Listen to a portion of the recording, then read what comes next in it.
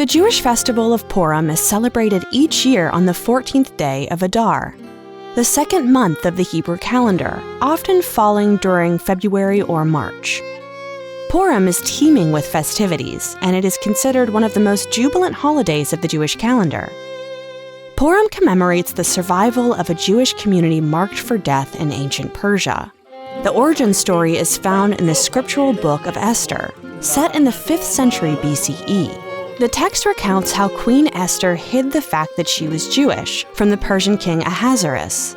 However, Mordecai, Esther's cousin, finds out that the king's chief minister, Haman, is plotting the execution of all Jewish people in the Persian Empire on the 13th of Adar.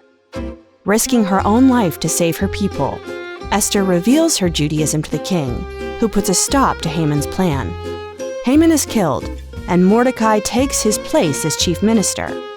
Esther is celebrated for her courage, which ultimately saves the Jewish people of Persia. Together, Esther and Mordecai obtain a royal edict, reversing the order to kill the Jews, and declaring that the 13th of Adar would instead be a day for Jews throughout the empire to attack their enemies. Jewish people celebrated their victory the next day, on the 14th of Adar. The day was called Purim, meaning lots in Hebrew, to refer to the lottery Haman used to determine the date of the planned execution.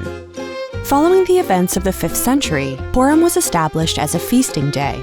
Today, the holiday begins with a day of fasting, or Ta'anit Esther, on the eve of Purim.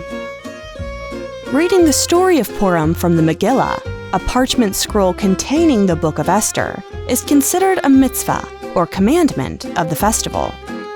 It is read on both the night and day of Purim.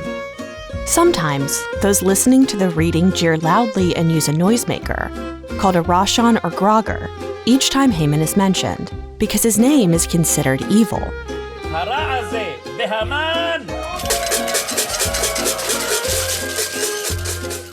Giving to the poor and sharing food with friends are both additional mitzvot of Purim.